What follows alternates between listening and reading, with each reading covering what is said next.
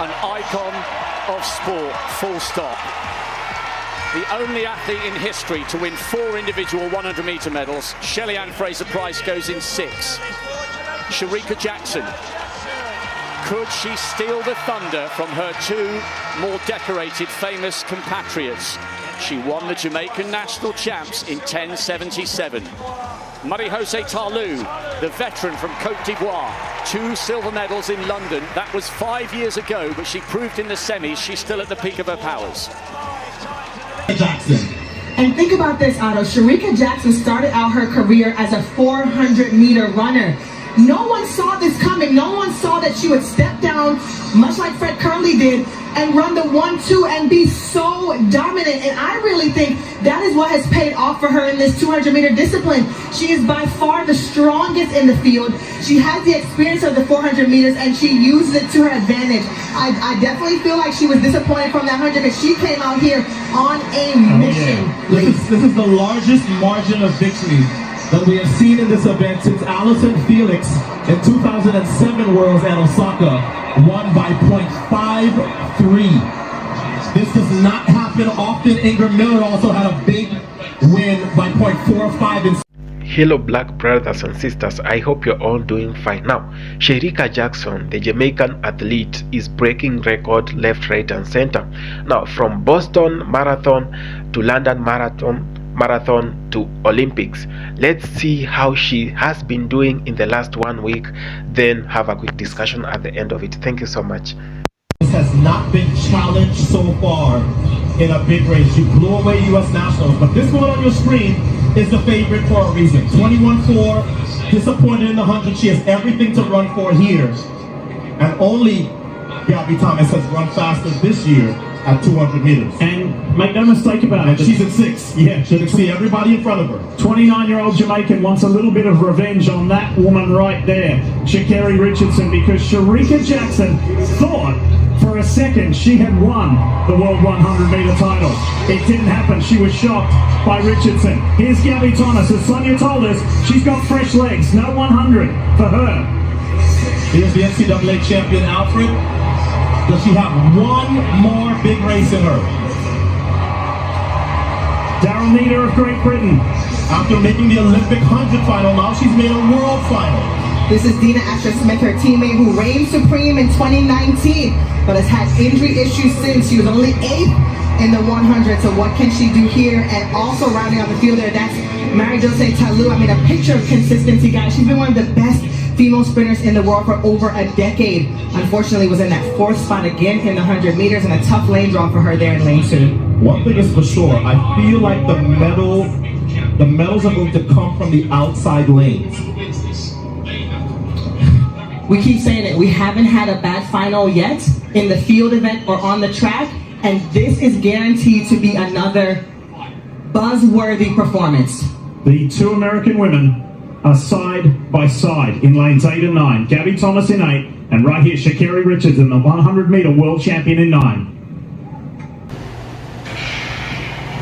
Women's 200 final away.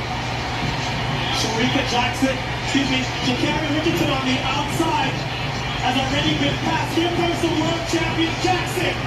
Shericka Jackson into the home straight. She has put her stamp on this event. She's going to go back-to-back for Jamaica. The first since Marley May. And she crosses in 21:41. Wow! That is a neat record. She is getting closer to Flojo's world record. She is now just 7/100ths of a second away as Gabby Thomas gets the silver and Sha'Carri hands on for her 2nd medal at these Worlds. That wasn't even close. 2nd medal at these Worlds. That wasn't even close. And I could tell the way that she ran the 100, she was in the middle of the track, all of her chief competition in front of her, she executed to perfection. We just witnessed the 2nd fastest time ever run, and it was at a World Championship final. Oh my goodness, just phenomenal running for these women. Look at Gabby Thomas, her mouth is wide open, she can't believe it. It's Jamaica, the United States, and 4 tenths of a second in sprinting is a mile. That is as big Of a margin. a margin of victory as you will see in a sprint event in history at these World Championships. We'll crunch the numbers, but wow, for a race that we thought, well, maybe somebody gets close, no contest, Jackson by a mile. And that's the last time you convinced me to change my favorite. Shericka Jackson looked amazing, but Otto, you also called it.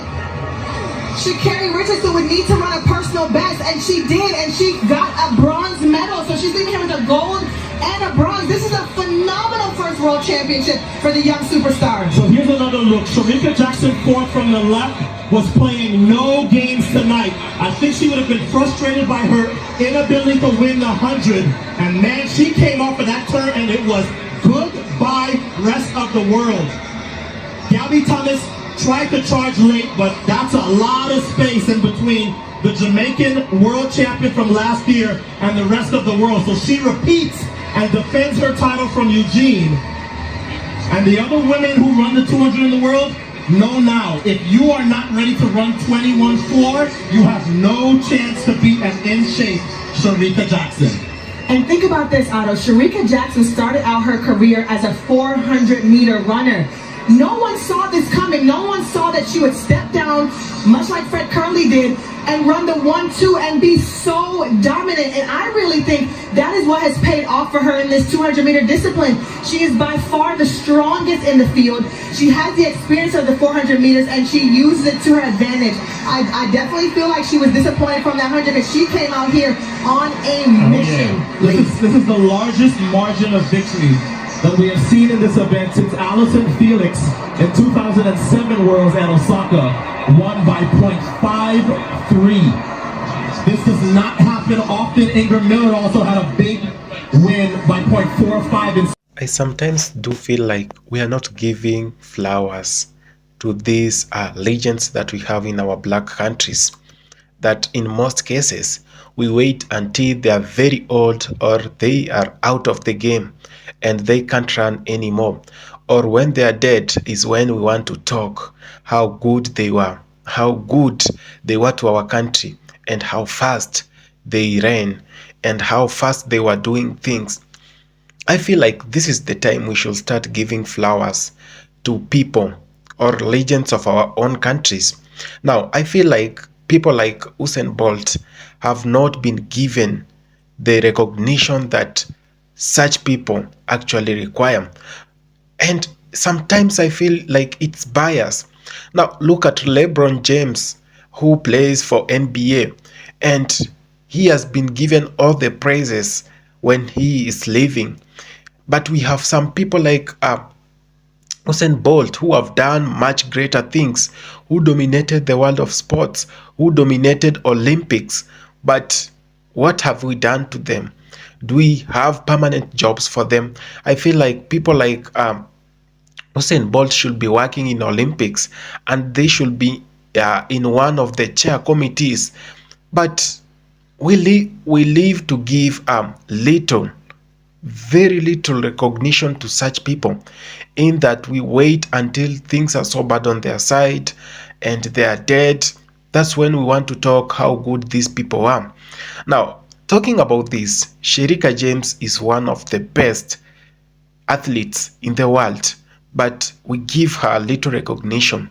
Now, I do not know if Jamaicans accord her with respect, because she brings much respect to that country, and she has made her country to be recognized well in the world of sports. Now, just from London Marathon to Boston Marathon to Olympics, we've seen whatever she's doing. Just the other week, she was dominating the 200-meter race.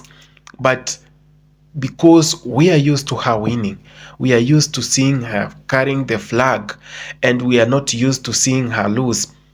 It's like a normal thing, and we no longer want to recognize them, because we only talk when they fail.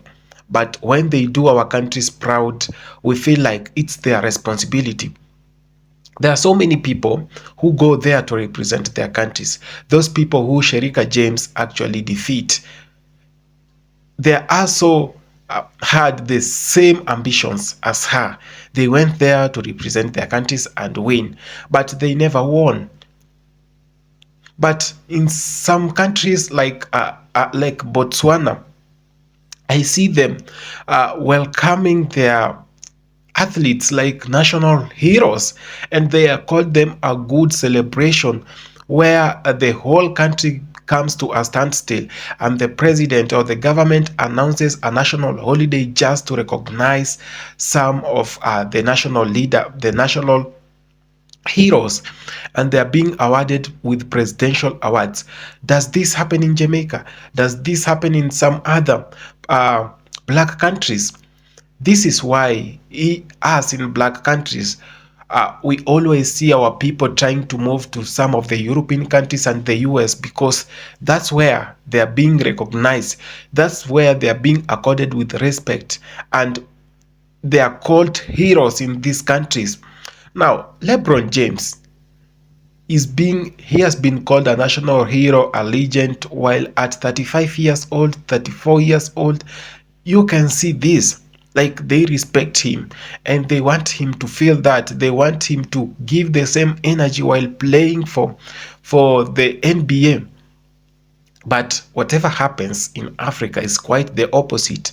I've been seeing countries in Africa and some in the Caribbean where these national heroes try to complain of the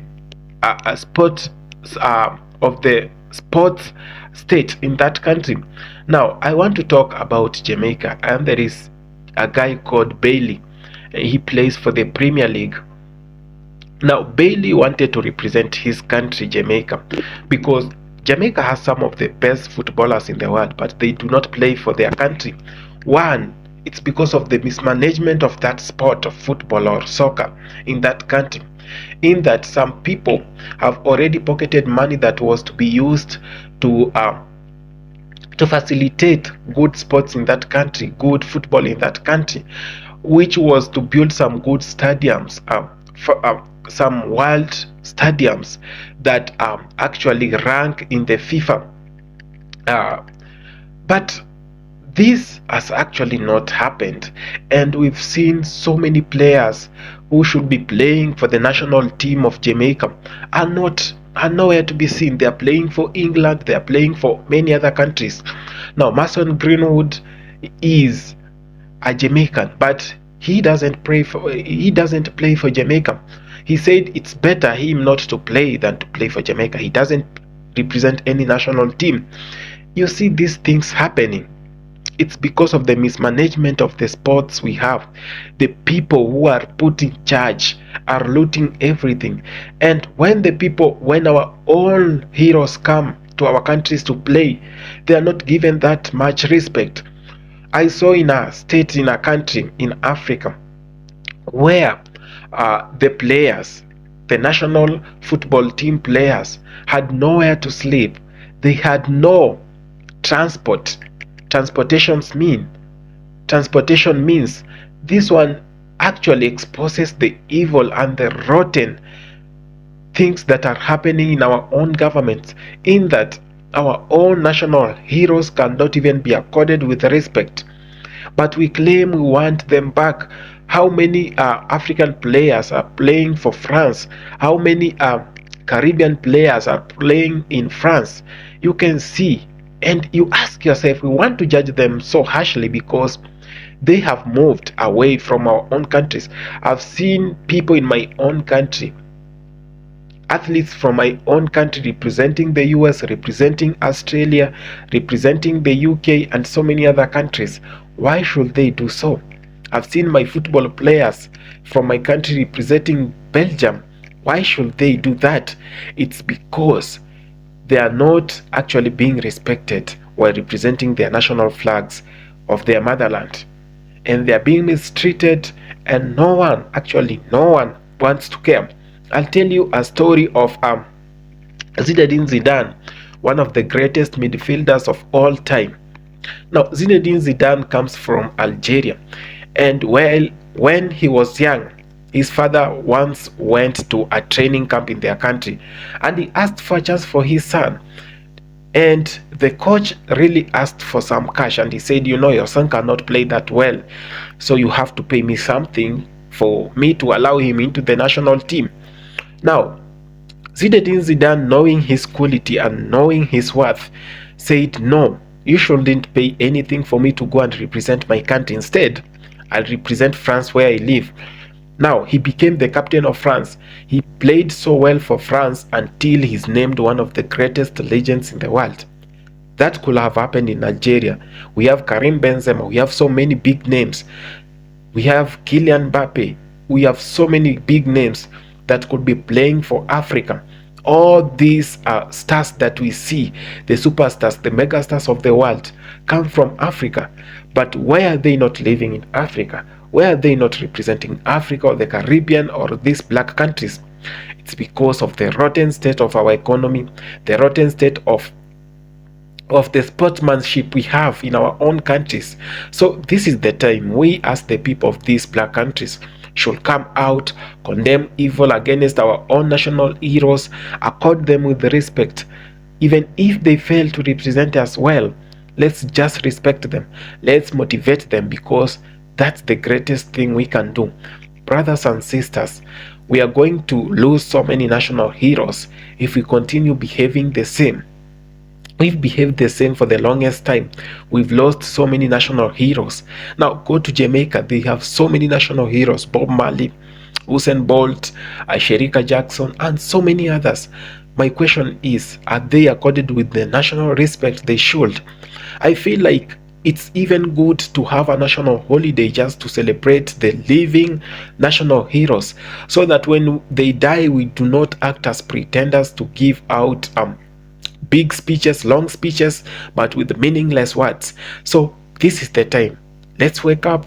Let's support our own heroes. I feel like Shericka Jackson is doing something good to represent the country. We should support her. Thank you so much for having taken your time to watch this video. One love, black brothers and sisters.